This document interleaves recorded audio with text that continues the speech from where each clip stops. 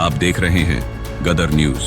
सत्र के दौरान हमारे बीच दिसम गुरु शिबू सोरेन, स्कूली शिक्षा मंत्री रामदास सोरेन, पूर्व राज्यपाल सत्यपाल मलिक, भारत पाक युद्ध के नायक group captain DK Parulkar, Prabhat Khabar तथा हिंदुस्तान के संपादक रहे पत्रकार हरिनारायण सिंह जी जैसे कई प्रसिद्ध जाने माने लोगों का निधन हुआ, उन्हें मैं श्रद्धांजलि अर्पित करता हूं। अध्यक्ष महोदय, गुरुजी बेशक उनका जन्म नेमरा रामगढ़ उस समय के हजारीबाग में हुआ था, लेकिन उनका जो कर्म भूमि रहा वो गिरिडीह, धनबाद, बोकारो रहा। और गुरुजी को हम गुरुजी जो कहते हैं वो नाम भी हमारे विधानसभा टुंडी से मिला है, जो धनबाद का हिस्सा है। मेरी आयु बहुत कम है, गुरुजी को तो करीब से देखने का अवसर एक बार ही मिला था, जब 2019 का विधानसभा के चुनाव में टुंडी के प्रत्याशी मथुरा प्रसाद महतो के चुनाव प्रचार में उसी मंच में मुझे 2 शब्द रखने का अवसर मिला था। लेकिन उनके किस्से, उनकी कहानियों को सुनकर मैं पला बढ़ा हूँ, क्योंकि मेरे पिताजी भी झारखंड आंदोलन के शहीद हैं, आंदोलनकारी रहे हैं। मेरे गांव में लगभग 1 दर्जन से ज़्यादा मेरे चाचा हैं, जेठा हैं, जिनको आज भी आंदोलनकारी का पेंशन मिलता है। तो उनसे मैं लगातार गुरुजी विनोद बिहारी महतो, कॉमरेड ए के राय की कहानियों को सुना हूँ।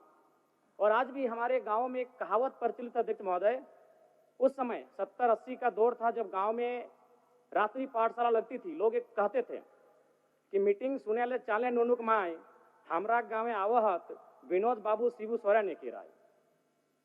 और आज जिस झारखंड मुक्ति मोर्चा, जिसका प्रचंड आज पूरे भारत में है, राज्य की सबसे बड़ी राजनीतिक दल है, उसका जो पृष्ठभूमि बनने का रहा है अध्यक्ष महोदय, वह गुरु जी के नेतृत्व के सोनेत संथाल समाज और विनोद बिहारी महतो के नेतृत्व के शिवाजी समाज का विलय ही झारखंड मुक्ति मोर्चा के निर्माण की कहानी को बताता है।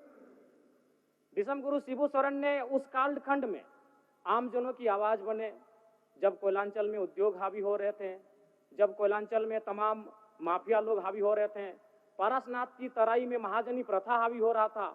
आज भी पारसनाथ के तराई में कई किस्से मौजूद हैं अध्यक्ष महोदय, जब उन्होंने अपनी बेटी के विवाह के लिए, अपने पिताजी के श्राद्ध के लिए किसी महाजन से 1 रुपया कर्ज लिया था, लेकिन 20 वर्षों के बाद भी वो 1 रुपया कायम था और वो सूद नहीं दे पा रहे थे। बहुत प्रकार की इस प्रकार की व्यवस्थाएं उस समय प्रचलित थी समाज में। उनके खिलाफ गुरुजी ने जोरदार आंदोलन किया। आज गुरुजी, उनके संघर्ष के साथियों का परिणाम है कि नया झारखंड, एक अलग झारखंड राज्य हम सब देख रहे हैं अध्यक्ष महोदय।